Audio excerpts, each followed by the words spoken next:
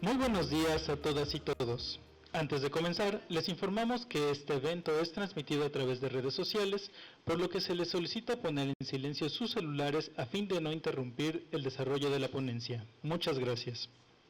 Me es muy grato darles la más cordial bienvenida a este evento que forma parte del programa de Ponencias Técnicas 2026 en el marco del 50 aniversario del INEL.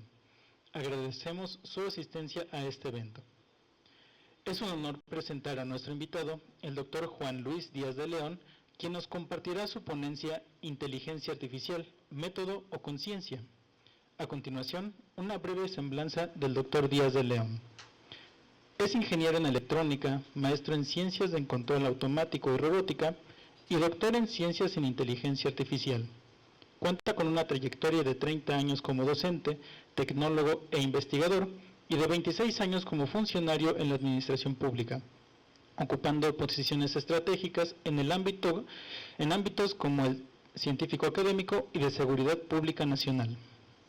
Ha sido profesor e investigador invitado en varias universidades del mundo, entre ellas la Universidad de Florida en Estados Unidos, la Universidad de Bath en Inglaterra, Universidad de Parma en Italia. Y actualmente es profesor investigador del Centro de Investigación en Computación del Instituto Politécnico Nacional. Es co-creador de las redes neuronales y memorias asociativas morfológicas y pionero en México del área de morfología matemática. Es graduado del programa MEXLeads del FBI y del programa de liderazgo ejecutivo de la Policía Montada Canadiense. Ha sido galardonado con varias distinciones nacionales e internacionales, como el Premio Nacional de Investigación y Desarrollo Tecnológico de Excelencia Luis Enrique Erro. En 2023 fue galardonado con la Medalla al Mérito en Ciencias por parte del Congreso de la Ciudad de México. Durante el sexenio pasado, fungió como director general de Ciencia, Divulgación y Transferencia de Conocimiento en el Gobierno de la Ciudad de México. En el actual, fue subsecretario de Desarrollo Tecnológico, Vinculación e Innovación de la nueva Secretaría de Ciencias, Humanidades, Tecnología e Innovación del Gobierno Federal. Para darle la bienvenida, invitamos a compartir unas palabras al doctor Víctor Alejandro Salcido González, director general del INEL. Gracias. Muy buenos días a todas, a todos. Les agradecemos su presencia en este seminario, que esperamos que continúe durante mucho tiempo. Y en este caso, bueno, tenemos a un invitado para mí, una persona muy especial, un amigo muy querido, Juan Luis Díaz de León Santiago. Sí, nos conocimos ya hace que 3, 4 años, ¿verdad? Y bueno, siempre me ha interesado las áreas de investigación en las que él ha trabajado y que además me parecen que son áreas muy importantes para el instituto y sobre todo teniendo en cuenta la nueva orientación que nos está dando la presidenta, ¿sí?, en cuanto a lo que tiene uno que desarrollar. Entonces, bueno, sin más, yo los dejo con Juan Luis, ¿sí?, y espero que disfruten la plática. Muchas gracias, Juan Luis. Muchas gracias. Antes de comenzar, quisiera conocer un poquito el contexto del público que tenemos aquí. Me gustaría saber cuántos de ustedes trabajan en temas de inteligencia artificial, si pudieran levantar su mano. Trabajar en, luego vamos a lo demás. Ok, vi como 4 o 5 manos levantadas. ¿Cuántos de ustedes usan la inteligencia artificial para su trabajo diario? Bueno, para más o menos un trabajo serio, aunque no sea diario. Ok, ya, ¿Cuántos han tenido contacto con un chatbot, aunque sea por pura curiosidad y jugar y ver qué hacen? Muy bien, perfecto. Antes de dar mi plática, quisiera hacer una pequeña interacción con un chatbot que todo el mundo conoce cuando entra a Google. El primer chatbot que hay es el de Gemini detrás de él, y si ustedes le ponen modo IA, empiezan a interactuar con él. Vamos a ver. Ya puse un pequeño prompt, le estoy diciendo que yo quiero diseñar un pequeño avión de radio control tipo Canard, y que las superficies de control quiero que estén en las alas frontales del Canard. Esa es la petición que yo le estoy dando a este chatbot. muy sencilla, muy cortita, pero vamos a ver qué podemos lograr con esto, ¿no? De hecho, para la mayoría de ustedes esto ya es conocido, pero como esta presentación la hice para público en general, vayan conmigo aunque ya lo conozcan todo esto, ¿no? En el momento en que yo le pido que me lo responda en modo de inteligencia artificial, me genera, no sé si lo notaron, pero esto es importante que lo conserven para más adelante en la presentación. El texto lo hizo muy rápido, pero me lo generó palabra por palabra. Espero que lo hayan notado, fue muy rápido, pero fue escribiendo una por una. No lo escribió todo de un jalón. Cuando lo hacen en su celular, le aparece, les dice que está pensando y aparece todo. Pero aquí lo hizo, como estamos en Gemini, directo con el modelo de lenguaje correcto, lo está haciendo palabra por palabra. Eso consérvenlo para más adelante en la presentación. Lo primero que vamos a ver es el tipo de interacciones que puedo tener con este chatbot a través de esta simple pregunta. Primero, es una interacción reactiva, porque está reaccionando a una petición específica. Pero también es proactiva porque si vamos analizando el texto, resulta que no solamente está respondiendo a mi petición, además, fíjense, analiza el contexto de lo que yo estoy pidiendo, lo compara con el contexto de la información que existe y a partir de esos contextos me da una respuesta. Esto es importante más adelante cuando hablemos de una cosa rara que se llaman transformers, ¿no? Pero no solamente me está respondiendo lo que yo quiero, me está dando mucha más información que yo no le pedí. Más adelante veremos que incluso me da las consideraciones básicas de diseño, las fórmulas principales que debo considerar, qué es lo que debo evitar para que me funcione correctamente, qué debo observar para que me funcione correctamente. Yo no lo pedí. Eso es un comportamiento proactivo. Qué bueno que me lo da. Y eso tiene mucho que ver más adelante con un tema raro que se llama agentes de inteligencia artificial. Tercero, es colaborativo porque yo puedo seguirle preguntando sobre el tema. Y cuarto, es, ¿cómo es el término correcto? Bueno, no solamente es colaborativo, sino que también propone cómo seguir la discusión. Al final me da unos puntitos donde me propone cómo seguir la discusión. Eso tiene un nombre que más adelante, cuando veamos agentes, se los voy a dar.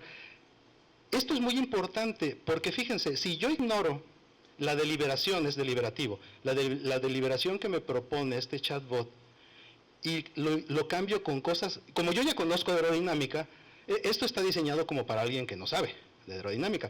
Como ya conozco de aerodinámica, le voy a dar datos más específicos que responden la deliberación que él me propone, pero va un poquito más allá y veamos qué ocurre. Voy a dejar un poquito el micrófono para poder escribir.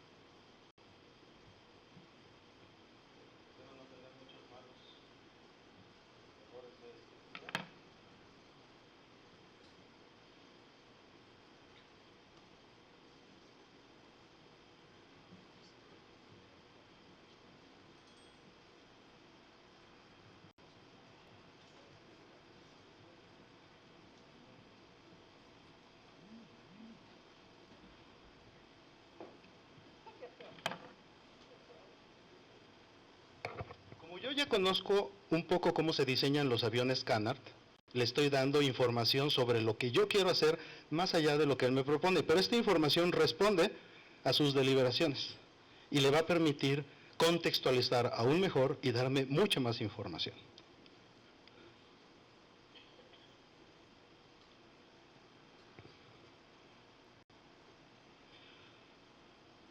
Fíjate. Para las dimensiones que propones, tu centro de gravedad ideal debe estar exactamente 51 centímetros por detrás del centro aerodinámico del Canard, lo que equivale a 26 centímetros por delante del centro aerodinámico del área. Aquí tienes el análisis, me va a hacer un análisis detallado de las condiciones de diseño que yo le di. Esto es una herramienta fabulosa. tanto para el que ya sabe de aerodinámica, porque te va a ayudar a hacer más rápidos tus diseños, como para el que no sabe, porque si yo no hubiera sabido nada de aerodinámica, sigo con sus deliberaciones y poco a poco me va enseñando a construir un avión de radiocontrol tipo Canard. Quiero dejarlo hasta aquí porque no se trata de analizar Gemini, pero esto me va a ayudar a contextualizar algunos temas que vamos a ver más adelante en la presentación. Advierto que mi presentación intentaré que sea lo menos técnica posible. Puede que no lo logre, pero lo voy a intentar. ¿Sí? Porque la idea es que realmente conozcamos, más allá de cómo funciona exactamente un chatbot específico, quiero que conozcamos la evolución de la inteligencia artificial, la evolución de las tecnologías y de las técnicas que hay detrás de ella, y cómo es que llegamos a donde llegamos con los modelos grandes de lenguaje y con los transformers y un montón de cosas raras que vamos a mencionar a lo largo de esta plática.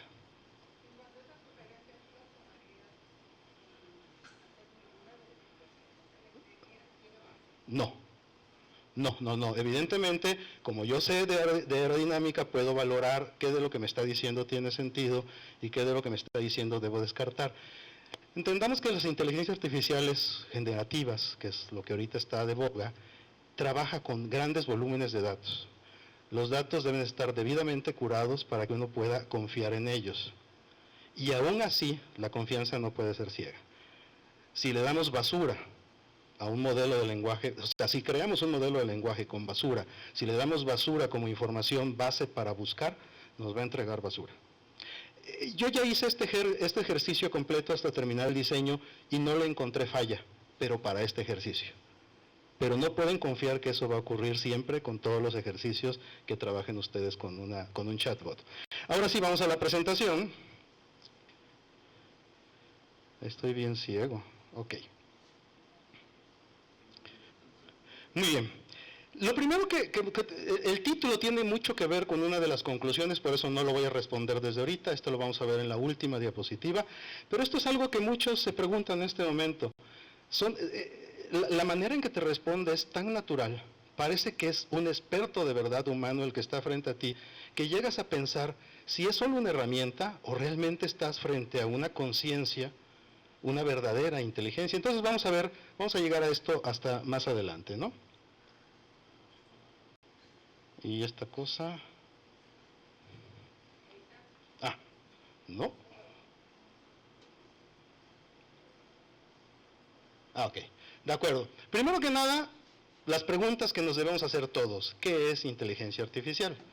Aún los que trabajan en inteligencia artificial tienen trabajo en tener una definición correcta de ello. Y históricamente han habido muchas. Escogí estas tres porque las dos primeras se parecen mucho a lo que yo acepto como inteligencia artificial y la tercera es una definición muy mala que hizo la UNESCO, ¿no? Y es muy mala, porque decir que una máquina sea capaz de imitar funcionalidades humanas no implican en ningún momento inteligencia artificial. Desde hace décadas existen algoritmos computacionales que no tienen nada que ver con pensamiento, razonamiento, etcétera, etcétera, etcétera, que imitan a la perfección y superan algunas capacidades humanas. Entonces, esa definición es malísima. Entonces, yo la descarto y me quedo con alguna de las dos primeras. Realmente queremos estudiar la creación de sistemas capaces de emular los procesos del pensamiento humano. Podemos simplemente poner del pensamiento, porque los animales también piensan. Y tienen pensamientos complejos. Pero bueno, somos muy avariciosos y queremos del pensamiento humano. O simplemente es darle a las máquinas la capacidad de imitar funciones cognitivas, esa es la palabra importante, cognitivas humanas, como aprender, razonar, resolver problemas y tomar decisiones. Pero no es tan importante lo que creamos que sea la inteligencia artificial. Es más importante saber cuáles son sus verdaderos alcances y sus verdaderas limitaciones. Para llegar a eso, quisiera hacer un pequeño viaje histórico, ¿sí?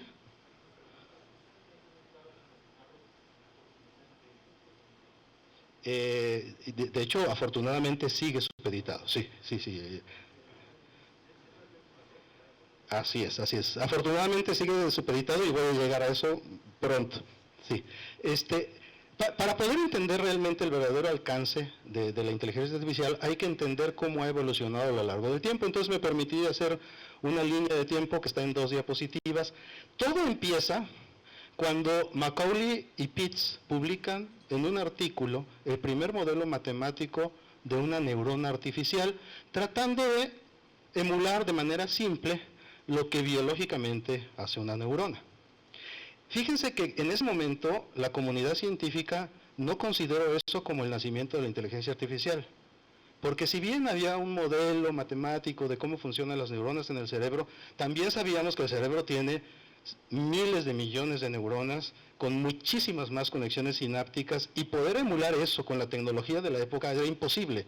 Entonces esa fue una idea que fue un divertimento matemático y fue olvidada. Entonces, no se consideró el nacimiento, aunque realmente, si llegamos a la época actual de cómo funcionan los sistemas de inteligencia artificial, realmente es el verdadero nacimiento de la inteligencia artificial. Después, en 1950, lo menciono porque todos los investigadores lo mencionan. A mí no me gusta poner a Alan Turing como uno de los hitos, ni de la computación ni de la inteligencia artificial. ¿Por qué? En la computación, el verdadero padre de la computadora moderna es von Neumann, punto. No es Alan Turing. Alan Turing hizo una definición teórica de cómo debería funcionar una computadora si ésta existiera, pero jamás determinó una arquitectura de cómputo. La primera arquitectura de cómputo moderna funcional es la de von Neumann. Y lo mismo pasa en inteligencia artificial. Él diseña un text para poder discernir si uno está frente a una máquina o ante un ser humano, pero no tiene nada que ver con algoritmos de inteligencia artificial. No obstante, lo pongo porque todos lo hacen. Entonces, no lo voy a descartar porque es importante históricamente. Es en 1956 donde McCarthy, en una conferencia en Dartmouth, acuña oficialmente el término de inteligencia artificial.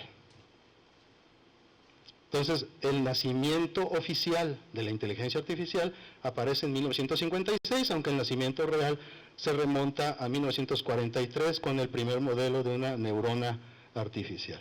Más adelante, en el 57, Rosenblatt desarrolla algo que se llama el perceptrón. Si ustedes ven las figuritas, resulta que el perceptrón es casi idéntico al modelo original de 1943. La diferencia es que cambiamos un umbral en la función de activación por poder tener distintas funciones de activación, primero, y segundo, que Rosenblatt ya da un algoritmo para que este perceptrón aprenda y pueda emular alguna función. Esa es la idea original del perceptrón, emular funciones, aprender a emular una función, y desgraciadamente, y esto lo vemos aquí, poco después, Marvin Minsky comete, yo creo que el peor error histórico que puede hacerse en contra de la inteligencia artificial. Publica un artículo donde demuestra que el perceptrón no es capaz de emular una simple operación lógica de XOR. Y eso da nacimiento al primer invierno de la inteligencia artificial. Si más adelante le dieron valor al uso de las redes neuronales, a partir del 69 la comunidad científica perdió la fe en las redes neuronales y por muchos años se dejó de investigar en ellas. Pero bueno, vamos a regresarnos. En 1959, Arthur Samuel acuña un término muy importante, que es el de aprendizaje de máquina. Porque ahora, más adelante veremos que los primeros algoritmos no tenían nada que ver con aprendizaje, pero a partir de ese momento se empezó a trabajar con clasificaciones, ya sean supervisadas, no supervisadas, sistemas expertos que aprendían, que no solamente eran codificados, etcétera, etcétera. En 1966 se crean dos divertimentos interesantes. Uno es ELIZA, que es el primer chatbot de la historia que trató de emular el que te sintieras frente a un humano, era un psicoterapeuta computacional, y Chucky, que era el primer robot móvil que trataba de usar inteligencia artificial para razonar y decidir sobre sus movimientos. Hubo un segundo invierno de la inteligencia artificial. A partir de, ¿qué será? Yo creo que desde los años 50, las redes neuronales no eran la principal herramienta de la inteligencia artificial. Eran los sistemas expertos, eran los sistemas de clasificación, eran los sistemas bayesianos. Había muchas técnicas alrededor de la inteligencia artificial que no tenían que ver con las redes neuronales y fueron las primeras técnicas exitosas. Y la que más prevaleció de los 50 hasta los 80, a finales de los 800, eran los sistemas expertos. Pero, desgraciadamente, fueron monopolizados por las empresas y los intereses comerciales hicieron que los sistemas expertos fueran prohibitivos para usarse, aunque en la realidad eran muy fáciles y económicos, hablando de infraestructura, para desarrollarse. Lo caro a tener los expertos que sirvieran para proporcionar el conocimiento de los sistemas. De hecho, bueno, más adelante lo veremos. Resulta que en esta época se perdió la fe en los sistemas expertos y también por unos años se dejó de investigar en esas áreas de inteligencia artificial que no tenían que ver con las redes neuronales.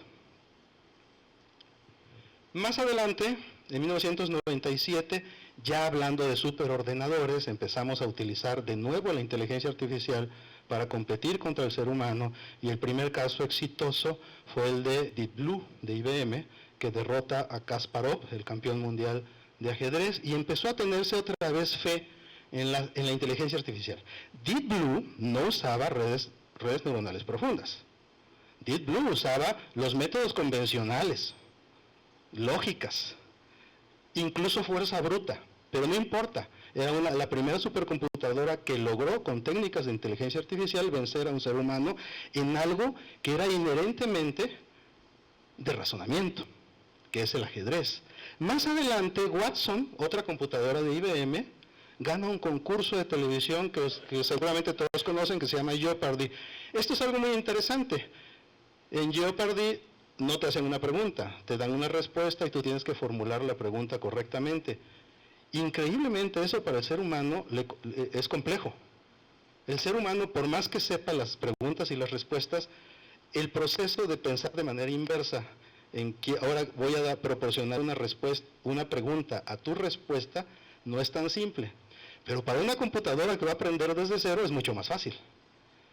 Igual, evidentemente, Watson venció a los seres humanos en ese concurso, y también Apple integra Siri en sus dispositivos, popularizando los asistentes virtuales. Me quiero regresar un poquito, porque el tema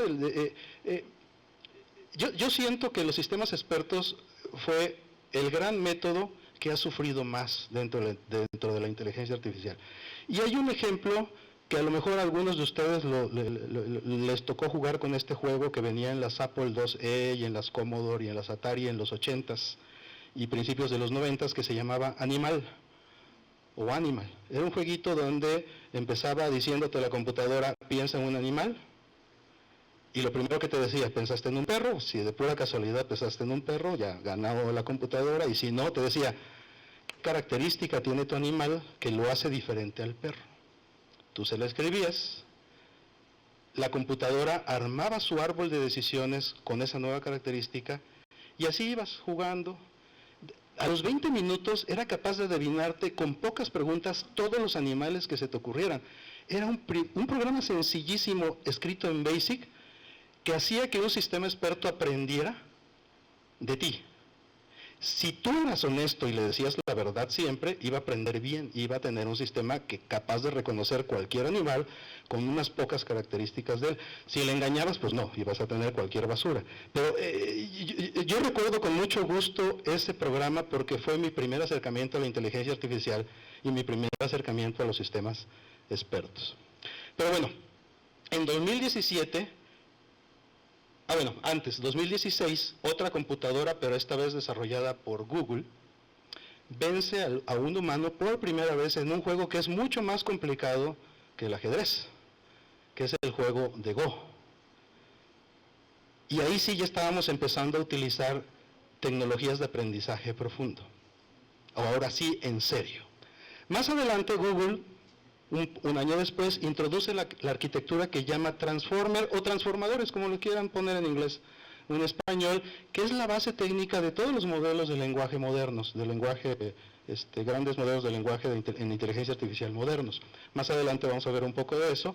Y en 2020, OpenAI lanza su primer modelo de lenguaje avanzado, no sé por qué me faltó la última sílaba, pero bueno, que es el GPT-3. ¿Sí? Más adelante lanza de manera pública el ChatGPT y marca el inicio de la era de la inteligencia artificial generativa de acceso masivo. En el 2023 ya se consolida la inteligencia artificial multimodal, que ya es capaz no solo de trabajar con textos, sino con imágenes, con sonidos, etcétera, de forma simultánea. Y en la actualidad, esto no es más un tema interesante legislativo, porque ese es un tema muy importante de la ética y la legislación en inteligencia artificial. La Unión Europea aprueba la primera legislación formal para regular el uso de la inteligencia artificial. Este es muy grosso modo la evolución que ha tenido a lo largo de la historia. Pero para que esto se dé, debieron haber evolucionado los algoritmos que se ocupan, ¿no? Y empezamos desde los 50 hasta los años 70, toda la inteligencia artificial se basaba en programación lógica y sistemas expertos. Puros if-then o puros árboles de decisión con o sin aprendizaje, porque podrían estar alambrados o podrían ir aprendiendo sobre la marcha con un algoritmo específico. Más adelante, en los años 80, después de que se acuña el término de Machine Learning, empezaron los investigadores a decir, bueno, y si en lugar de que yo programe la inteligencia, veo que la máquina aprenda, de algún modo, dándole los datos y dándole las respuestas, y nacieron los sistemas de clasificación supervisada, o dándole los datos y a ver qué haces. Y nacen los sistemas de clasificación no supervisada, que los que trabajan en el área los conocen perfectamente bien, ¿no? Y no voy a detenerme a dar detalles sobre este tema, pero hasta 2010 nace el concepto de Deep Learning. Ojo, cuando nace el concepto de Deep Learning no era ni profundo ni era aprendizaje.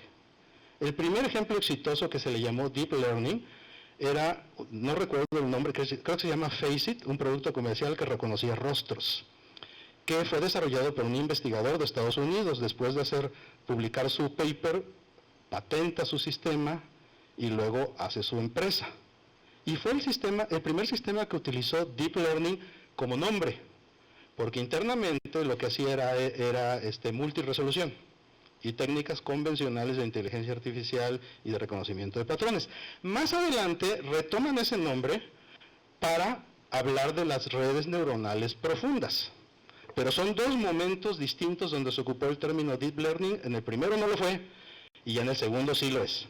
Entonces, cuando hablo de 2010 estoy hablando de las redes neuronales profundas. Y por supuesto, que evidentemente eran multicapa, de hecho se llaman profundas porque en lugar de tener una capa oculta tiene muchas capas ocultas, y ya podíamos usar grandes conjuntos de datos, porque el concepto de Big Data se había generalizado, ya teníamos GPUs que me permitían procesar rápidamente la información, y ahorita vamos a llegar a ese punto también, pero bueno, ahí nace realmente los fundamentos de la inteligencia artificial que ahorita vimos en ese pequeño chatbot que le mostré.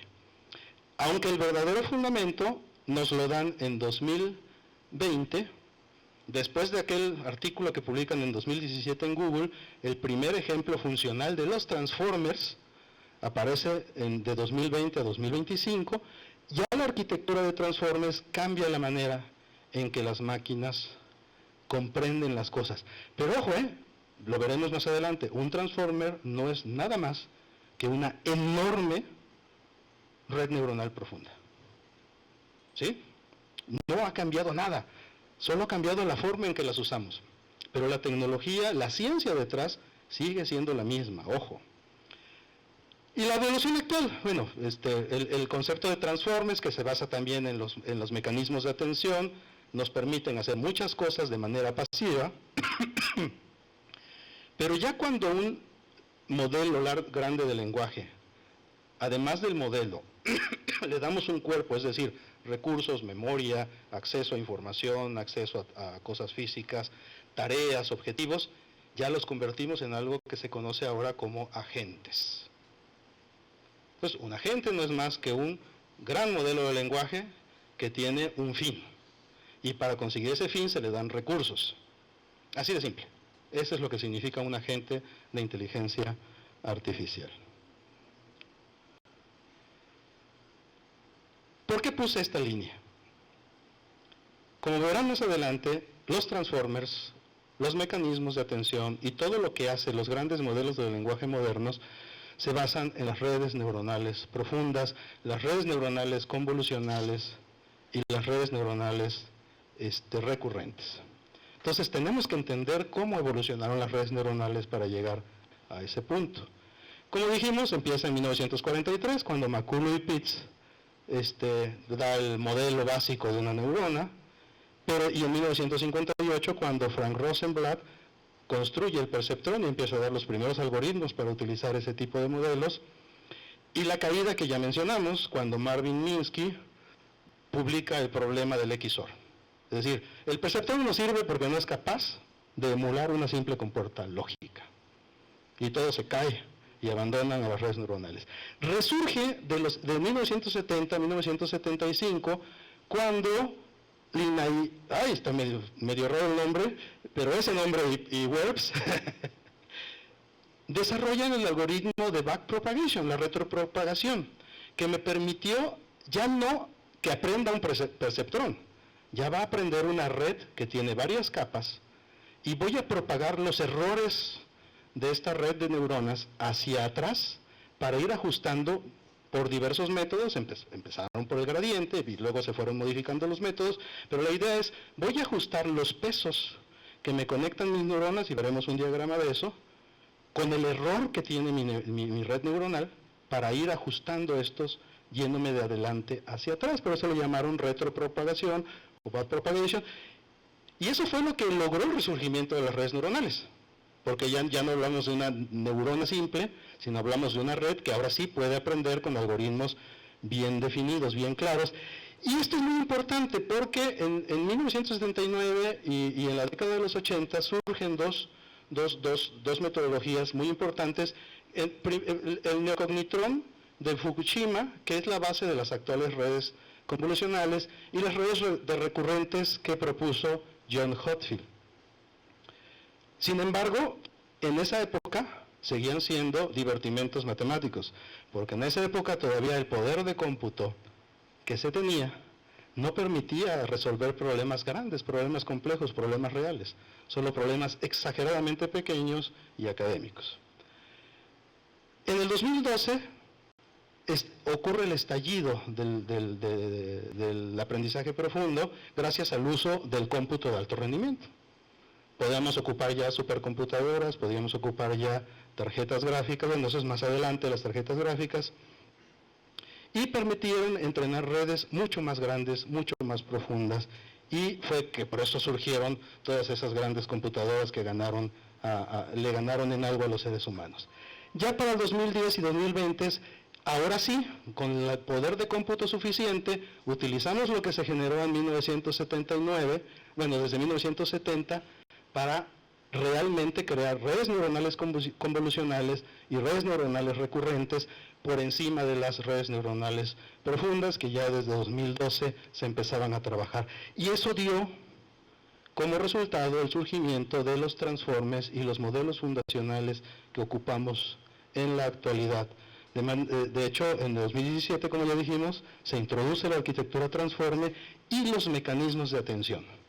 Dentro de la arquitectura de un transforme, la parte más importante es el mecanismo de atención, porque define la personalidad del transforme y del modelo de lenguaje en general.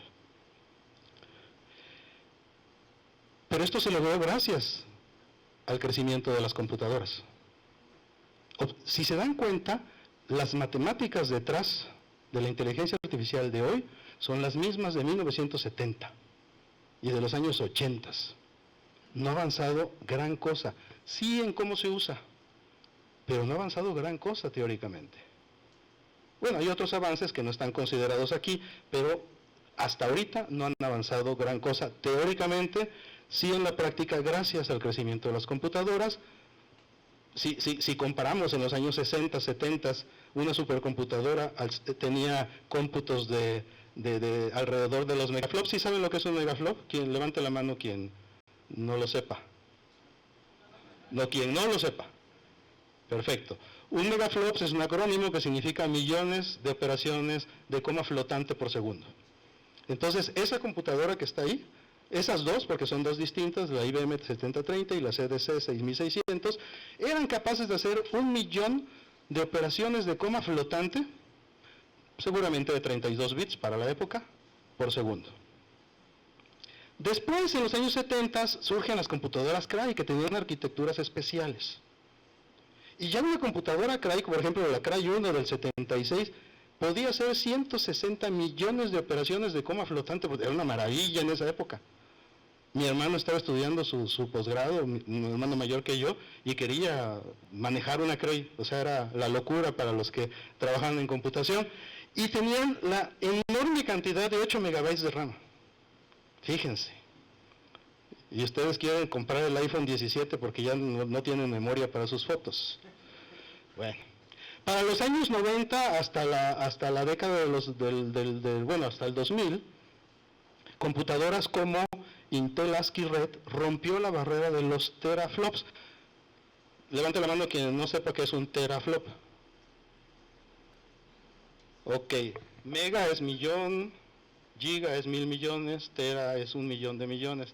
Entonces, ya se hace más de 1 millón de millones de operaciones de coma flotante por segundo en esa época, en esta supercomputadora, que no es nada comparada con los estándares actuales. Y el almacenamiento interno ya puede ser de cientos de gigabytes, incluso terabytes. Gigabytes es 1000 millones de bytes, bueno, realmente es 1024, pero dejémoslo en 1000.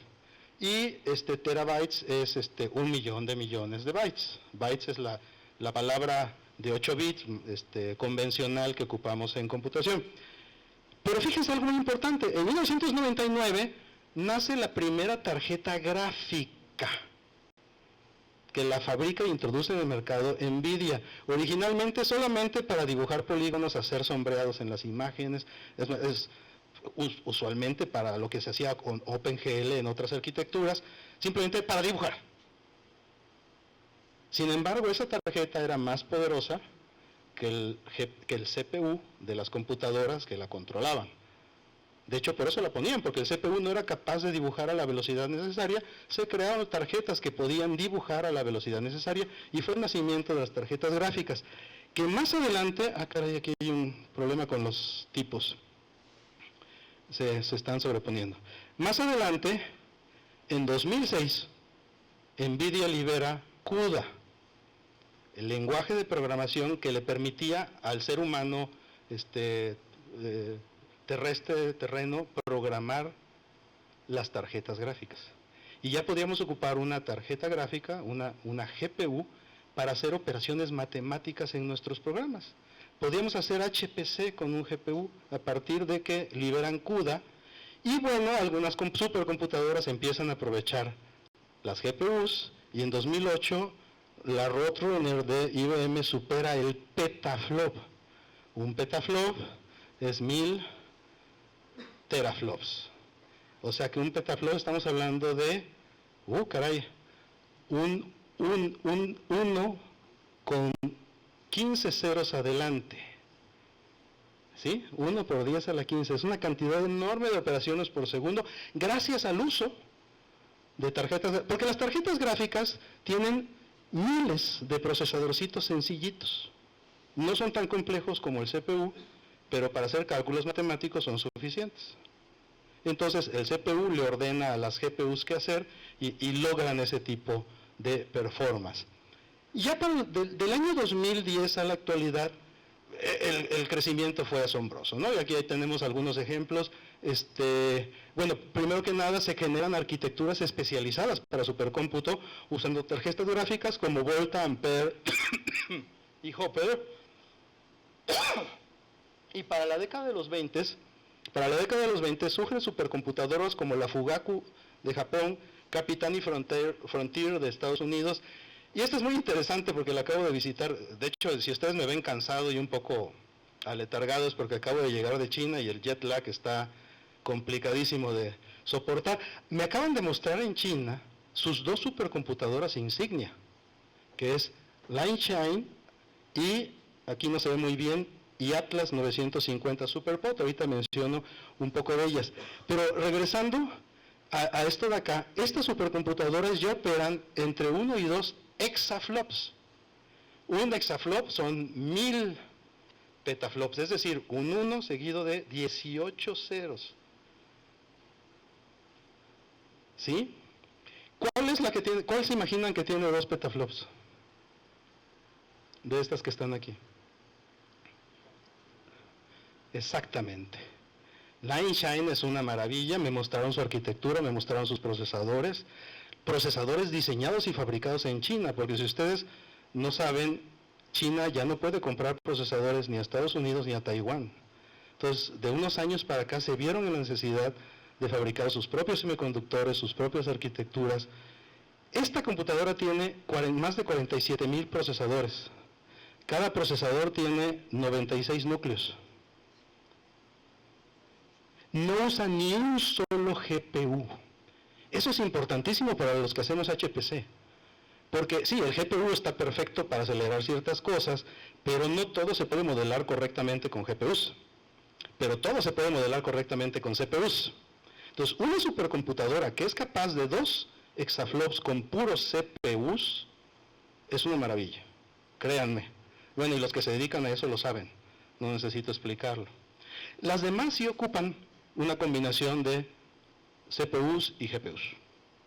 Pero esta es exclusivamente CPUs diseñados, profesos, con una tecnología de interconexión también nueva, pero bueno, ya eso me tomaría mucho tiempo hablar de ese tema, y tienen otra arquitectura de supercómputo exclusiva para inteligencia artificial, que es el Atlas 950 SuperPOD, también me la mostraron. Para que se den una idea, un SuperPOD es capaz de... estos 2 exaflops, no lo escribí ahí, pero es con FP64.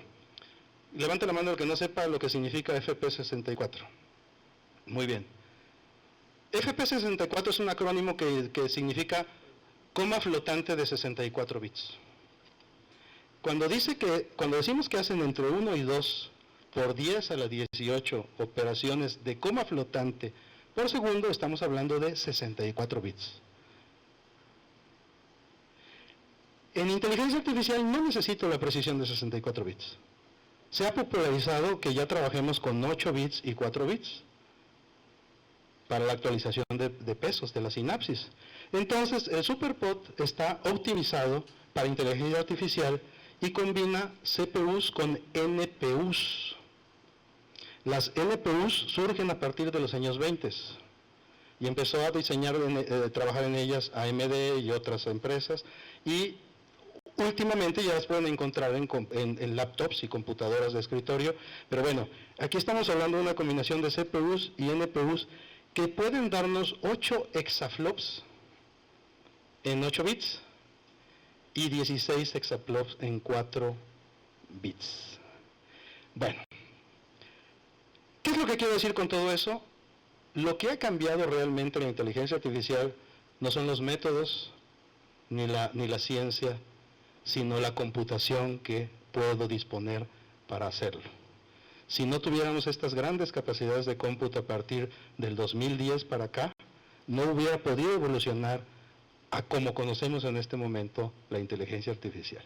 Y evidentemente las redes neuronales profundas han desplazado la mayoría de los métodos porque ya las puedo programar. Ya es muy fácil para el científico, no quiero pensar, que la red neuronal aprenda.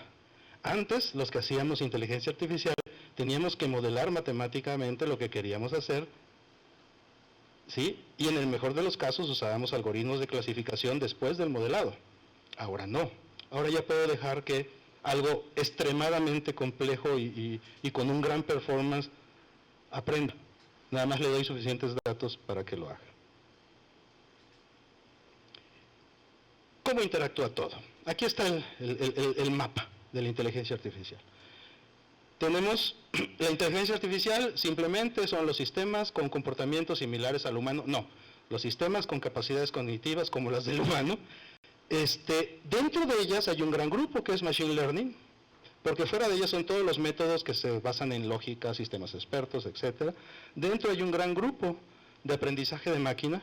Dentro de ese grupo de aprendizaje de máquina, donde ahora los algoritmos aprenden automáticamente, tenemos un grupo importantísimo que es el aprendizaje de máquina basado con redes neuronales, principalmente profundas, es decir, que tienen muchas capas.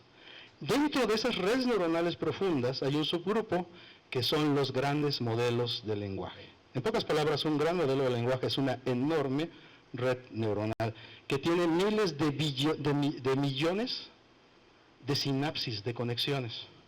Cuando ustedes bajan un modelo de lenguaje y tienen un numerito ahí de seguido de una B, por ejemplo, 14B, significa que ese modelo tiene 14,000 millones de variables, y usualmente las variables son las conexiones entre neuronas, ¿no? Y dentro de los grandes modelos de lenguaje, en combinación con otras técnicas de deep learning, es como conseguimos lo que ahora le llamamos inteligencia artificial generativa. Ese es el camino que hemos llevado hasta lo que vimos ahorita en la primera interacción de hace un momento. ¿Cuáles son las redes neuronales profundas? Gráficamente, no entraremos en mucho detalle. Ahí vemos primero la neurona artificial, como definieron en 1943. Después, una combinación de estas neuronas nos generan las redes neuronales simples. Ahí hay una red neuronal que tiene una sola capa oculta, una capa de entrada y una capa de salida. La capa de salida puede tener más de una neurona, no es forzoso que sea de una, pero así son las primeras redes neuronales que empezaron a trabajar con retropropagación. Pero cuando yo empiezo a tener más capas intermedias, ya le puedo llamar red neuronal profunda. Eso es todo. Una red neuronal profunda es una simple red neuronal, pero con muchas capas adentro, quitando la de entrada y la de salida. Y cada flechita que ven ahí es una sinapsis, es decir, una conexión que tiene un peso para activar o no a las neuronas. También existen las redes neuronales convolucionales. Cambia la topología de cómo conectamos. O sea, en lugar de pensar en que son varias capas ocultas que van caminando hacia el frente, lo que vamos a hacer aquí es que las redes interactúan las neuronas interactúan con un conjunto de neuronas vecinas. Y este conjunto de neuronas vecinas pueden ser distintos en cada capa de convolución que yo vaya a ocupar, y después agrupo esa información para que siga su paso hacia una red neuronal convencional o una red neuronal profunda convencional. Pero lo importante es que estoy trabajando, ya no estoy conectando a todos contra todos en la capa, de una capa a otra. Trabajo con grupos de vecindades y genero varias capas de grupos de vecindades es simplemente cómo topológicamente se conectan entre sí las neuronas. Pero eso tiene ventajas para imágenes, sobre todo para procesamiento de voz, tiene mucha utilidad trabajar con redes convolucionales. Y luego vienen las redes neuronales recurrentes, que no es otra cosa más que permitir que una red neuronal pueda tener algún camino sináptico hacia sí misma. Bueno, que una neurona pueda tener algún camino sináptico hacia sí misma, de varias maneras. Por ejemplo, aquí cada neurona tiene una sinapsis hacia sí mismo, de manera que en la siguiente iteración, la salida actual de mi neurona va a afectar el resultado. Y un ejemplo muy clásico es cuando tenemos una capa totalmente conectada, aunque yo no tenga una conexión sináptica de una neurona a mí mismo, como estoy conectado a las demás neuronas y las demás neuronas están conectadas a mí, mi salida me afectará para la siguiente iteración. Aquí pongo dos ejemplos muy simples de recurrencia. Hay muchos más ejemplos de recurrencia. Puede haber recurrencia entre capas o puede haber recurrencia total. Pero lo importante es que la salida de una neurona puede afectar la salida en el siguiente instante, porque se va a llegar como entrada de alguna manera a esta misma neurona. Y esas son las redes neuronales recurrentes. Ahora sí, todo esto se combina para generar modelos grandes de lenguaje, o grandes modelos de lenguaje, como quieran decirlo. Este es el esquema genérico de las etapas de construcción de un gran modelo de lenguaje. De hecho, acabo de abrir para el siguiente semestre en el Centro de Investigación en Computación un curso donde enseño a crear un modelo de lenguaje desde cero, usando Python. Entonces, por si alguien quiere conocer cómo se hace eso, podemos mandar la información para acá, ¿no? Pero bueno, son 9 pasos generales para crear un modelo grande de lenguaje. Primero que nada necesitamos preparar una gran cantidad de datos curados. ¿Por qué? Porque tengo que entrenar esa enorme red neuronal de algún modo. Tengo que definir el mecanismo de atención, y esto es muy importante, porque el mecanismo de atención define la personalidad de sus chatbots, de algún modo. Y tengo que escoger la arquitectura de mi modelo de lenguaje. Con eso construyo un modelo de lenguaje que implementa el mecanismo básico de entendimiento que va a tener mi inteligencia artificial. Luego hay un proceso de preentrenamiento. Con ese preentrenamiento ya podemos generar un modelo fundacional, es decir, la base de nuestra inteligencia artificial. Eso significa, no es gran cosa el nombre de fundacional. Pero para hacer el modelo fundacional tengo 3 etapas. Primero, los ciclos de entrenamiento, los ciclos de evaluación del modelo y la carga de pesos preentrenados.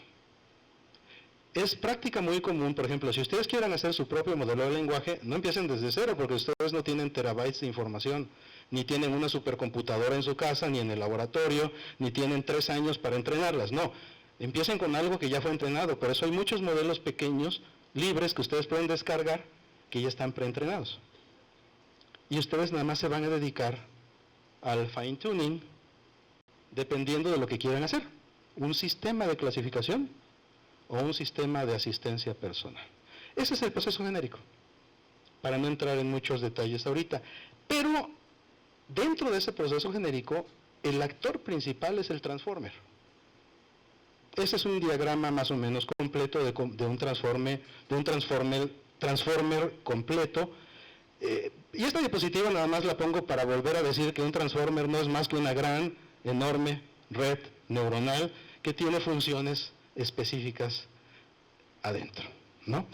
Porque prefiero dedicarme a esta siguiente diapositiva, donde se ve de una manera muy reducida, muy sintética, el modelo que originalmente publicaron en 2017 de los Transformers. Se basa en tener 2 grandes redes neuronales, una codificadora y una decodificadora.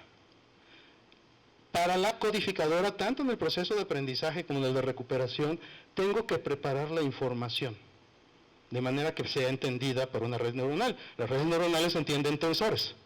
Entonces tengo que de una manera convertir, si estoy trabajando de texto a texto, tengo que convertir mi texto primero a tokens y luego mis tokens a tensores para que los pueda trabajar mi encoder. El encoder es mi transformer.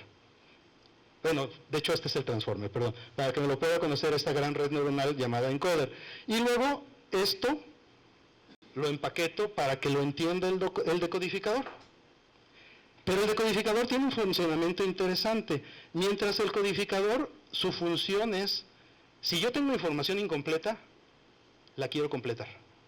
Es decir, si tengo una frase y le faltan palabras, el codificador entiende el contexto y ve con qué palabras debe llenar esa frase. Y esa es su salida. El codificador. Pero el decodificador no es así. El decodificador tiene parte de la frase y trata de adivinar lo que viene, la siguiente palabra. Por eso es que en esta parte del decodificador, se supone que esto está haciendo una traducción del inglés al alemán. Yo ya tengo parte de la traducción como entrada de mi decodificador, la salida de mi encoder se combina para darme la siguiente palabra.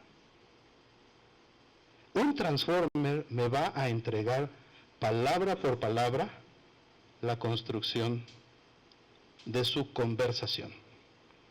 Por eso les dije que vieran que realmente Gemini me estaba construyendo palabra por palabra lo que escribía. Porque la arquitectura de Transformer está diseñada así. Ahora bien, yo no necesito usar el Transformer completo. Es más, nadie lo usa completo, casi nadie. Puede que sí haya alguien, pero casi nadie usa un Transformer completo. Hay 2 estrategias muy conocidas. La estrategia de BERT, que es la que ocupa, ¿quién creen? Grok de X usa esa estrategia, que usa puros codificadores. Es decir, yo quiero identificar qué le falta a mi frase. Y eso es lo que hace el codificador. Incluso en el proceso de entrenamiento, yo le entrego frases con palabras aleatoriamente tapadas para que vaya aprendiendo. Y la otra estrategia es la de GPT, que uso puros decodificadores. No, o sea, tú dame una frase incompleta, bueno, completa hasta donde esté, y yo te adivino lo que sigue. De manera que cada uno tiene estrategias distintas, y estas estrategias se programan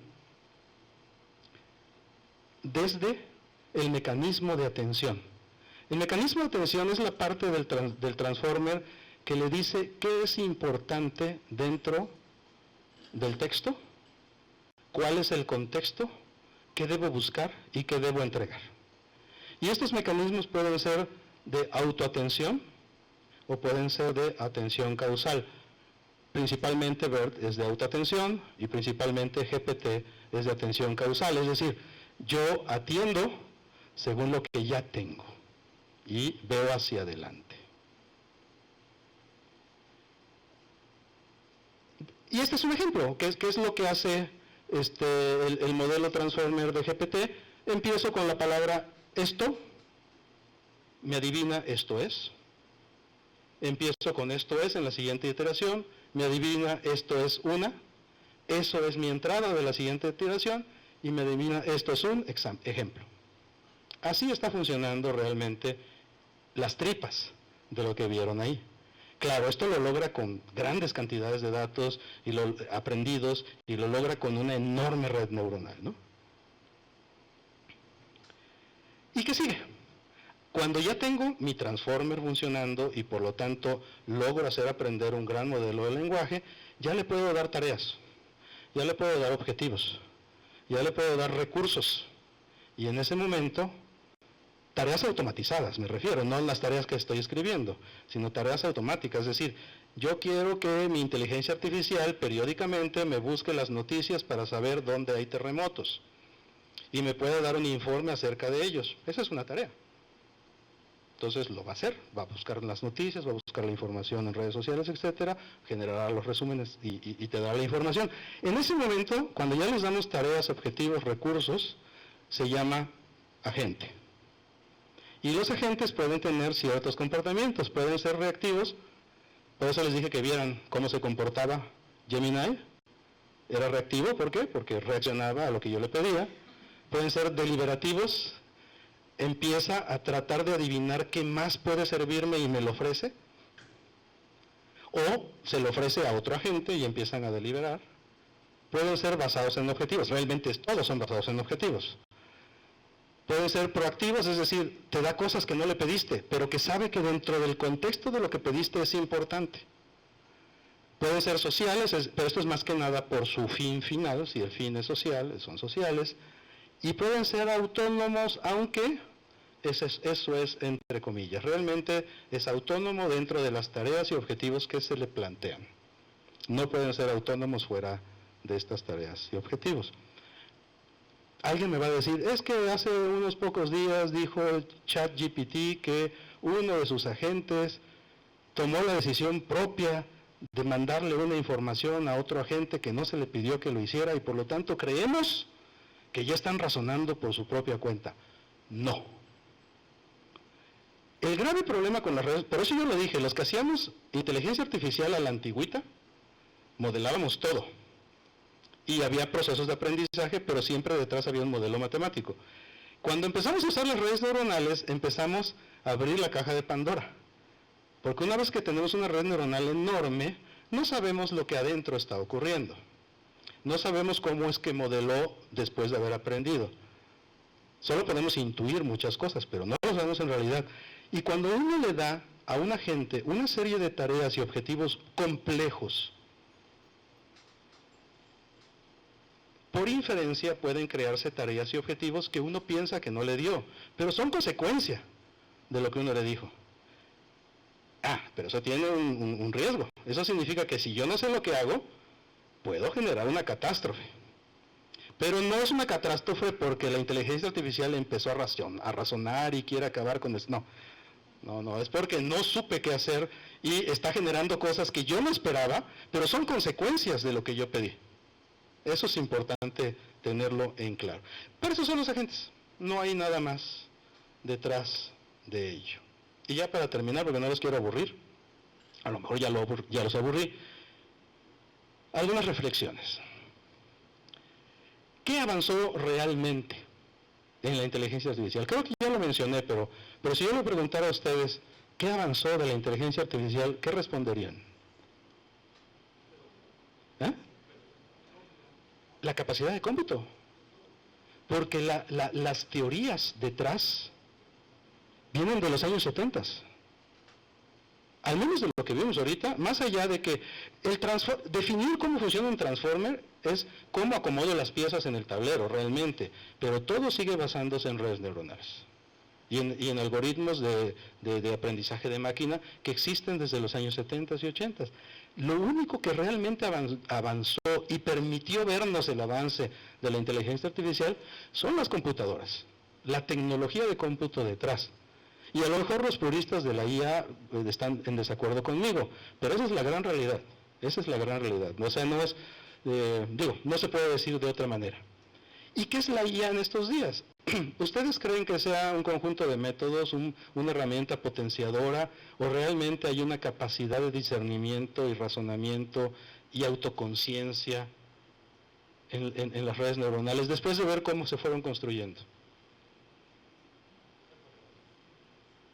Exacto, siguen siendo métodos que ahorita se convirtieron en una herramienta impresionantemente buena, por supuesto podemos hacer maravillas con ella, pero sigue siendo un conjunto de métodos basados en teorías antiguas con tecnología moderna.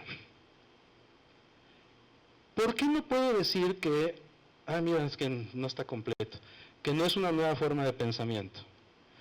Porque el ser humano no solamente se basa en reglas y en lo que aprendió.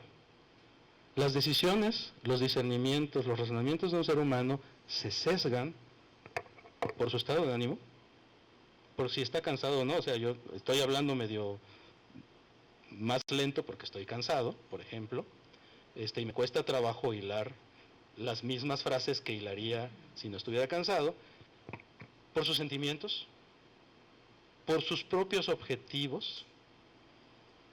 Yo no daría la misma plática frente a un grupo de estudiantes que la que doy frente a ustedes, no doy la misma plática junto a mi equipo de investigadores que trabajamos en lo mismo que la que doy entre ustedes. O sea, lo que yo voy a hacer no está solo sesgado por lo que me pidieron. A mí me pidieron dar una plática de ella. No, también está sesgado por el contexto. Y eso no está modelado de ninguna manera en estos modelos de inteligencia artificial. Por eso es muy difícil pensar que puedan desarrollar una capacidad cognitiva propia. Sin embargo, son herramientas fantásticas que pueden hacer las cosas que le pidamos mejor que nosotros y nos pueden ayudar muchísimo en nuestro desarrollo profesional y personal, etc. Pero hay riesgos, no todo es la panacea. ¿Cuáles son sus límites? Lo mismo que ya dijimos, lo que no le da una capacidad cognitiva real o de pensamiento real son sus límites. Sus límites es que van a crecer conforme crezca la tecnología, a menos que empecemos a desarrollar algoritmos realmente nuevos. El modelo de convolución normal de sumas de multiplicaciones, caray, es lo que están usando.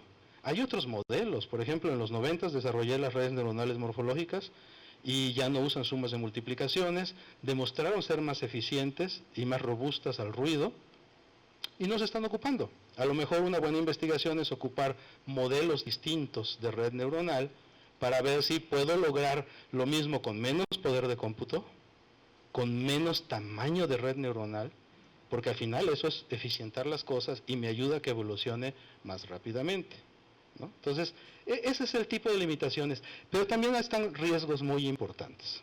Uno ya lo mencionamos, hacer las cosas mal puede provocar catástrofes que jamás podremos culpar a la computadora o a la inteligencia artificial. Son provocadas porque no sabemos qué hacemos. Porque como no sabemos cómo está funcionando, les podemos pedir cosas que generen otras cosas como una cadena de sucesos desafortunados y al final el resultado no sea lo que esperemos. Imaginemos una inteligencia artificial que tenga acceso a infraestructura crítica y ese acceso no esté limitado por un ser humano y se le pongan tareas que de manera deliberativa generen una decisión incorrecta. Por supuesto que eso es catastrófico, pero no quiere decir que esa inteligencia artificial quiera acabarnos, quiere decir que hicimos algo mal. Ese es un riesgo, no entender las limitaciones y darle el control inadecuado y las reglas inadecuadas, los objetivos inadecuados a una inteligencia artificial o a un agente de IA. Otro riesgo muy importante, las redes sociales, por ejemplo, y las voy a ocupar como ejemplo contextualizante, son excelentes, nos ayudan a estar conectados, a estar informados, pero también nos generan problemas cognitivos. Tenemos generaciones nuevas que ya se acostumbraron a no pensar como las generaciones de ustedes. ¿Sí? Cada vez, conforme dependemos más de la tecnología, nos hacemos un poquito más imbéciles. ¿Sí? ¿Sí? Entonces, el riesgo que nos generó las redes sociales, que es un riesgo real y lo vivimos, es el mismo riesgo que nos generan la inteligencia artificial. Porque ahorita, claro, esto es provocado por las empresas. Las empresas quieren que dependamos de la inteligencia artificial y promueven que todo lo hagamos con inteligencia artificial y nos estamos acostumbrando a matar moscas a cañonazos. El 90% de las cosas que necesitamos en reconocimiento de patrones, aprendizaje, etcétera, no ocupa las redes neuronales profundas. Es más, 99% no lo necesita. Desde hace décadas tenemos algoritmos que controlan robots autónomos, que hacen reconocimiento de imagen, reconocimiento de voz, que nunca requirieron de estas técnicas de inteligencia artificial. Claro, es muy bonito y se siente más natural hacerlo con ellas, pero estamos dependiendo de tecnologías que no necesariamente la tenemos al alcance. Y estamos aprendiendo a matar moscas a cañonazos. Eso me genera dos problemas a la vez. Uno, como las redes sociales nos puede hacer poco a poco más imbéciles. Y dos, nos genera una dependencia comercial a las compañías que dominan el mercado de inteligencia artificial. ¿Por qué? Porque para poder tener un buen modelo necesito grandes capacidades de cómputo y almacenamiento, y para tener respuestas adecuadas también necesito grandes cantidades de cómputo y almacenamiento, cosa que no es del todo verdad, pero sí se nos hace creer así. Yo puedo instalar, bueno, no sé si en esta laptop, yo puedo instalar en mi laptop modelos de lenguaje locales, y mi laptop los va a procesar sin tener que conectarse a internet. Pero no solo eso, hay tarjetas, como por ejemplo el Arduino 1Q, que es muy reciente, que tienen NPUs, y ya los chavos pueden hacer proyectos de electrónica con redes neuronales. Y hay laptops nuevas que tienen, por ejemplo, el Ryzen AI7 350, que tiene una NPU capaz de hacer 50 teraoperaciones por segundo. Ya puede hacer cosas serias de redes neuronales. Pero no todo el mundo lo sabe. El 90% de la población sabe que necesita conectarse a ChatGPT, a Gemini, a Claude, etc. Y ese es donde tenemos el problema. Les generamos una dependencia al comercio. Porque sí, te regalan unos cuantos créditos para que juegues, y cuando ya te engolosinas y necesitas hacer más, ya te los acabaste y mejor pagas. Entonces, ese es otro riesgo. Riesgos morales, riesgos éticos, hay muchos, me podría pasar toda una hora hablando de eso. Riesgos de problemas contra la protección intelectual. Las legislaciones no están completas en muchos países, y hay países donde ni siquiera las tenemos. Nadie puede evitar que el dueño de un modelo de lenguaje venga y te diga, a ver, tú patentaste esto, pero lo desarrollaste usando mi modelo de lenguaje. Vamos a tener que tener un litigio porque yo quiero un porcentaje de tu propiedad intelectual. Nadie lo puede evitar, a menos que esté legislado. O los creadores, que ya tienen pleitos porque tienen que competir con inteligencias artificiales. Y la gran realidad es que las inteligencias artificiales no crean. Si ustedes agarran un modelo de difusión para generar de texto, imágenes a partir de texto, la técnica se llama difusión. Si ustedes agarran uno de esos modelos, se van a dar cuenta que si ponen un prompt 2 veces al mismo modelo, les va a dar prácticamente la misma salida. Porque como no hay una cognición completa en la red neuronal que está detrás, pues lo que va a hacer es las conexiones adecuadas y va a generar la salida prácticamente igual siempre que pongas el mismo prompt. Le cambias algunas palabras, cambia la salida. Entonces no hay una creación de verdad, sino que hay una especie de composición que hace la red neuronal detrás antes de presentarte algo. Entonces yo creo que hay problemas si no legislamos qué significa eso en propiedad intelectual. Y así hay muchos otros riesgos que podríamos mencionar. Antes de decir cuál es su futuro y qué sigue, prefiero irme a la última pregunta. ¿Veremos un nuevo invierno de la inteligencia artificial? Recuerdan que les dije, el primer invierno es cuando perdimos la fe en las redes neuronales por varios años. El segundo invierno es cuando perdimos la fe en todo lo demás de inteligencia artificial durante varios años. ¿Habrá un tercer invierno provocado por las expectativas que se tienen de la inteligencia artificial? Es justo a lo que voy. Siempre hay tres escenarios. Uno, que nos estabilicemos. Que la gente encuentre un punto medio entre cuándo usarla, cuándo no, y en donde la use esté satisfecha. Si eso ocurre, no vamos a tener un invierno. Pero si resulta que, por motivos comerciales, a la gente se le dificulta usarla para lo que la necesita, o ya se le creó una dependencia y la quiere usar para todo, puede llegar un momento en que sí haya un desencanto.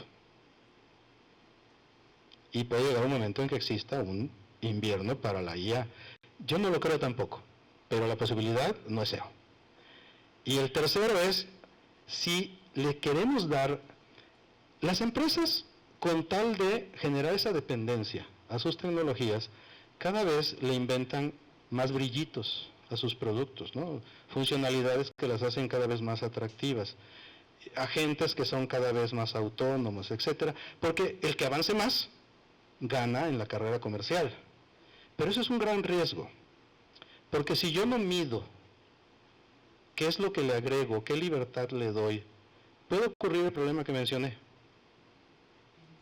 Dar objetivos y tareas mal pensadas que generen objetivos y tareas erróneas que puedan generar catástrofes. Y eso sí puede llevar a un invierno, pero no para la inteligencia artificial, sino para la inteligencia humana. Además de lo que ya mencionamos, ¿no? También es un riesgo para la inteligencia humana la dependencia cada vez mayor hacia la inteligencia artificial. ¿Y cuál es el futuro entonces? Para lograr lo que tú dices, que realmente no haya ese invierno para nadie y todos vivamos felices usando la inteligencia artificial y siga avanzando al ritmo adecuado, tenemos que seguir investigando nuevos métodos que limiten la dependencia tecnológica, que permita hacer inteligencia artificial con menos capacidad de cómputo, con menos capacidad de memoria y que pueda estar al alcance de la computación localizada. ¿De qué me sirve hacer un perro robot que tiene que depender de conectarse a internet a un servidor de una supercomputadora? Si podemos tener un perro robot que tenga la inteligencia artificial dentro de su cuerpo y que solo se conecte para las cosas que no puede hacer. Entonces, hay que investigar en eso, hay que generar los esquemas más adecuados, hay que limitar la dependencia. Tenemos que culturizar a la gente de cuándo usarla y cuándo no, cuándo se necesita y cuándo no, para limitar ese tipo de dependencias. Hay que limitar un poquito la carrera de las empresas en ponerle cada vez más juguetitos a la inteligencia artificial para evitar ese riesgo, que repito, no es un riesgo de que las inteligencias artificiales piensen y se pongan en nuestra contra, no, es un riesgo de que demos tanta libertad que los errores generen catástrofe, pero los errores humanos, a través de una herramienta muy poderosa. Y pues eso es lo que sigue, Yo creo que la inteligencia artificial necesita que más científicos trabajen en ella, que más tecnólogos trabajen en ella y eliminemos estos riesgos que ya se mencionaron. Y pues con eso terminaría la presentación, espero no haberlos aburrido mucho.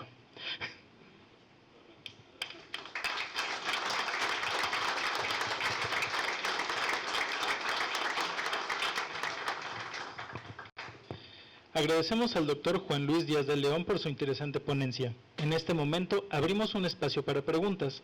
Para realizar una pregunta, favor de alzar la mano y esperar la entrega del micrófono.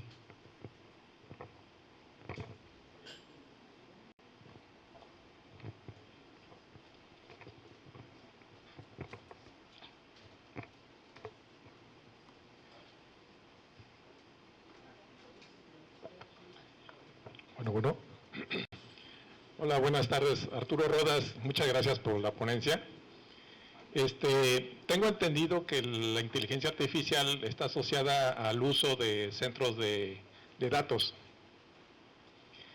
¿Usted tiene información de casualidad desde el punto de vista ambiental cuánta contaminación se genera por cada unidad de tiempo de uso de inteligencia artificial? Gracias. Mira, tan específico como decirte tantos unidades de carbono por watt, no te lo puedo decir. Lo que sí te puedo decir es que, en efecto, una supercomputadora consume muchísima energía. El consumo de energía genera un problema ambiental. Y energía que se desperdicia en calor, que también genera un problema ambiental. Calor que debo eliminar. Si tengo la suerte de que lo puedo hacer mediante aire, está bien, pero si tengo que usar líquido, puede generar otro problema ambiental. Pero también te puedo decir que las tecnologías han ido avanzando y las nuevas supercomputadoras enfriadas por líquido usan ciclos cerrados que minimizan el consumo de agua. Y también te puedo decir que las NPUs, bueno, nunca les dije qué significa una NPU, ¿verdad? ¿Quién sabe qué es una NPU? Bueno, las GPU sí saben lo que es, ¿no? Las unidades de procesamiento gráfico, como las de NVIDIA, etcétera. Las NPU son unidades de procesamiento neuronal. En lugar de tener miles de procesadores que pueden hacer muchas cosas en matemáticas, tienen miles de procesadores que pueden hacer poquitas cosas en matemáticas, pero son las que necesitan las redes neuronales. Entonces pueden ser más eficientes energéticamente y en espacio. ¿Qué quiero decir con esto? Cuando las supercomputadoras usaban puros CPUs, gastaban muchísimo más que cuando empezaron a usar GPUs, pero estas siguen gastando muchísimo más energía que cuando usamos NPUs. Las nuevas arquitecturas de supercómputo, sobre todo para inteligencia artificial, que ya se basan en NPUs, en unidades de proceso neuronal, son más amigables con el medio ambiente porque consumen menos energía, generan menos calor y usualmente vienen con sistemas de ciclo cerrado de refrigeración líquida. Pero en efecto, hay un problema ambiental y se tiene que seguir trabajando en cómo reducir estas huellas ambientales con el uso de supercomputadoras. Por eso yo soy de los que promueven que la inteligencia artificial se haga de manera local. Que tú puedas en una computadora suficientemente poderosas, con tarjetas gráficas, con NPUs, hacer la inteligencia artificial ahí y reducir un poco la dependencia del uso de las supercomputadoras de los grandes centros de datos. Pero efectivamente, la respuesta es, sí hay un efecto, las nuevas tecnologías lo combaten, pero todavía hay que trabajar en ello.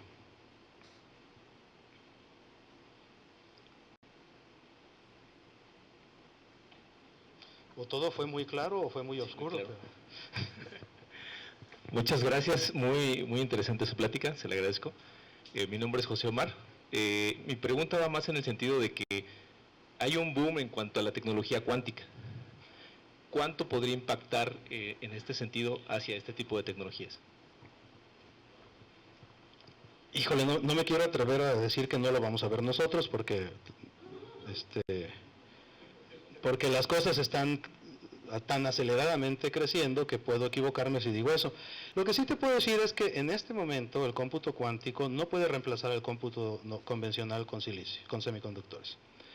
El cómputo cuántico está muy bien desarrollado a nivel teórico y en la práctica hay muy pocas cosas desarrolladas, tan poquitas cosas desarrolladas que las computadoras cuánticas que existen construidas ahorita no pueden hacer cálculos de esta naturaleza.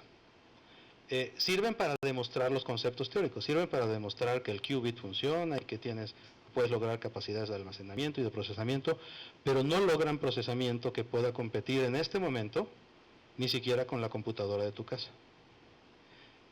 A lo mejor en pocos años, si sigue avanzando al ritmo que está avanzando, lo logre, pero hoy por hoy no es así, ¿no? Hay pocas computadoras reales funcionando, usualmente son demostrativas, y solamente conozco una comercial que se vende a las universidades, no recuerdo qué empresa la hace, pero igual, eso es para que los estudiantes y los profesores investiguen sobre los aspectos teóricos que desarrollan.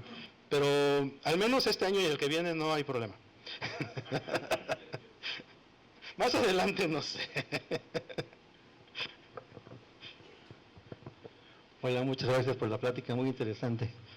Tenía algo que me sorprendió, fue que a últimos años dijiste que usaban chips de 4 bits, o sea, en vez de irse a 64 como hoy usamos, o 128, andamos ya en 4, ¿no? Eso me habla de la simpleza del cálculo que se va a realizar, aunque sea muchas veces, pero es muy simple. Y eso ahorra mucha energía, lo que acabas de mencionar. Claro. Eso le pega muchísimo un golpe duro al ahorro de energía. O sea, ahorra mucha energía, ¿no? Para que te des una idea, el procesador, este es un ejemplo que, digo, hay otros, pero el procesador Ryzen i7 350 tiene una NPU y puede lograr 40 teraoperaciones por segundo solo consumiendo entre 15 y 20 watts. Si tú querías tener ese performance en una computadora de hace 10 años, necesitabas varios kilowatts. Si tú quieres tener ese performance en IA, en una GPU, necesitas entre 300 y 400 watts. Entonces, cada vez, por eso era mi respuesta anterior, cada vez las tecnologías están pensadas para reducir el consumo energético, ¿no? ¿Y qué es lo que pasa? Si una NPU lo que va a emular son redes neuronales, y yo no necesito más bits para procesar las conexiones sinápticas. ¿Por qué? En una red neuronal yo me baso en la profundidad de la red. Y una red muy profunda y mucha profundidad y mucha amplitud, o sea, el ancho y alto, me permiten reducir la precisión que necesito para los pesos. Así es. Entonces, pesos de 4 bits son suficientes, pesos de 8 bits son suficientes. Quiero precisión, FP16, pesos de 16 bits son más que suficientes para tener buena precisión en una red neuronal profunda. Entonces, en eso se basa. Ahora bien, las NPUs también las puedes configurar para que trabajen a precisiones mayores. Claro, las ensamblas. Sí, exactamente. Claro, su performance disminuye, pero también pueden trabajar a 32, 64 bits. Pero como están diseñadas para inteligencia artificial, usualmente ponen el performance en 16, 8 y 4 bits son los que anuncian normalmente. Okay. Bueno, esa era una observación que me llamó la atención, me pareció muy, ¿cómo se llama?, interesante, ¿no? Pero tiene una pregunta, básicamente. O sea, una red neuronal tiene pesos adentro, porcentajes que vamos a afinar. ¿Con qué metodología se optimizan esos pesos adentro de la red neuronal? Hay varias metodologías, hay varios algoritmos de retropropagación o algoritmos incluso evolutivos para estar actualizando los pesos. Eso se hace durante el proceso de entrenamiento. Durante el proceso de entrenamiento, así es, ustedes le presentan a la red neuronal la entrada y la salida deseada a través del error entre lo que sale de la red realmente y lo que queremos que salga, va ajustando capa por capa y neurona por neurona. Hay varios algoritmos, no hay uno solo, pero sí, eso se hace durante el entrenamiento. Ya que está entrenada, ya no necesito usar esos algoritmos. Ya solamente necesito usar la propagación hacia adelante para que ante una entrada me dé una salida.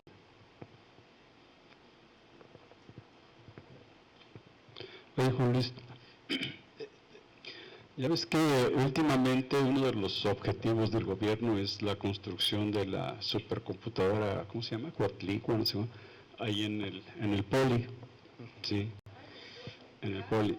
Y una de las cosas que se ha dicho es que lo que se busca con esa máquina es que se hagan desarrollos importantes en inteligencia artificial, ¿sí?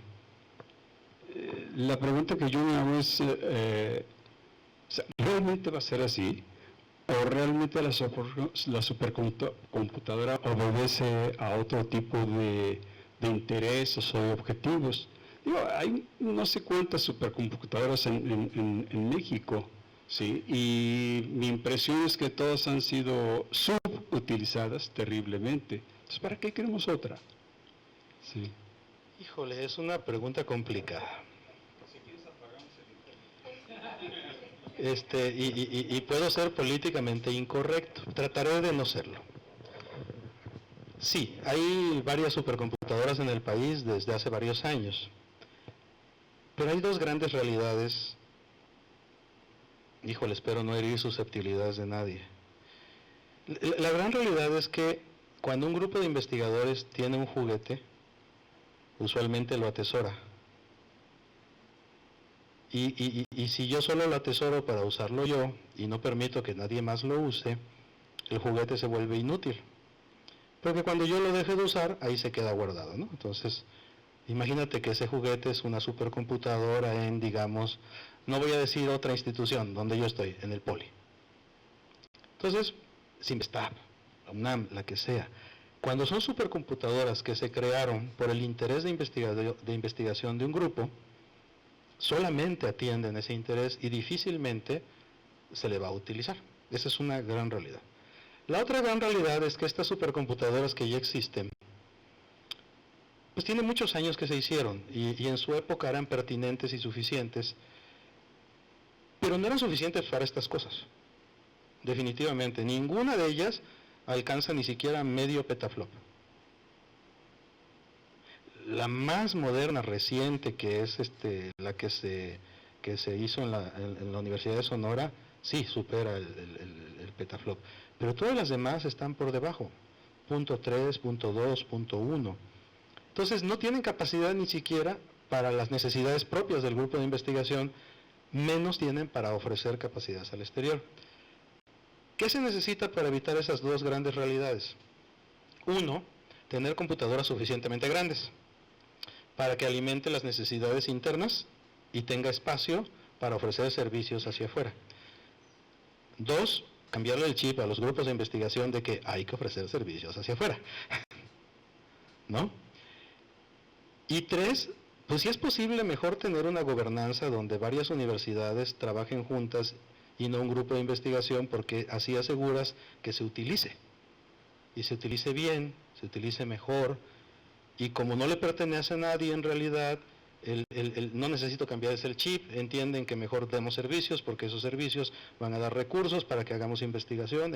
O sea, se vuelve una serie de eventos virtuosos en el momento en que hacemos una gran computadora o una gran red de computadoras administradas por un consorcio y no por un grupo de investigación. Ese es el ánimo que debería estar detrás de esta nueva supercomputadora.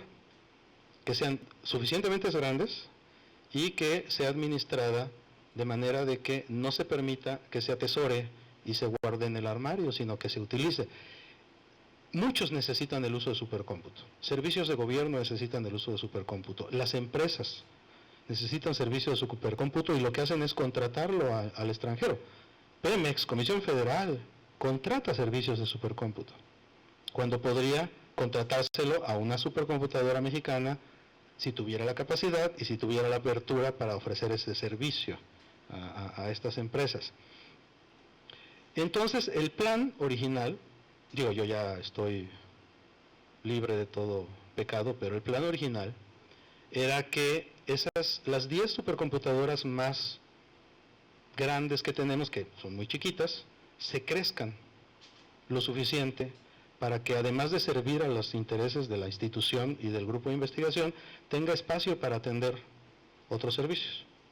Y además se interconecten por una red de alta velocidad y se cree además un nodo central mucho más grande, de manera que podamos darle servicio a todos los interesados, gobierno, iniciativa privada, academia, etcétera, ¿no? Esa es la idea que hay detrás, que ojalá se logre, ¿no? Ese es el objetivo, porque y a eso hay que pegarle un modelo de gobernanza que asegure que realmente se utilice, que no se quede guardado, etcétera, ¿no? Pero que se logre ya es otro tema.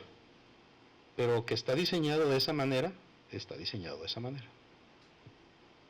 Y regresando un poco acá, si quieren jugar un poquito con inteligencia artificial, yo les recomiendo, a mí no me gusta Python, ya luego les explicaré por qué, pero no me gusta Python. No obstante, la comunidad que trabaja supercómputo y deep learning y estas cosas usan Python, y yo me veo obligado a usarlo, no hay de otra. No me gusta porque es ineficiente. Ustedes ven cosas eficientes con Python, pero lo que es eficiente está programado en C y en ensamblador, y Python solo es el frontend. Python es un intérprete extremadamente lento.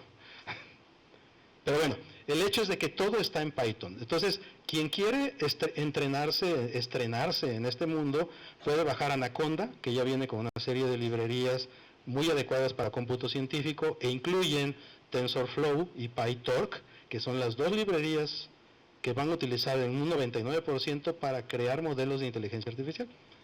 Entonces, empiecen como recomendación, porque además es lo bueno de todo esto, son tecnologías abiertas. Sí. Para concluir, Pero no sé si que fue suficientemente políticamente correcta mi respuesta. Ahora sí, adelante. Para concluir, el doctor Víctor Alejandro Salcido González hará entrega de un reconocimiento a nuestro invitado como muestra de gratitud por su ponencia. Después, procederemos a la toma de la fotografía oficial conmemorativa en este escenario.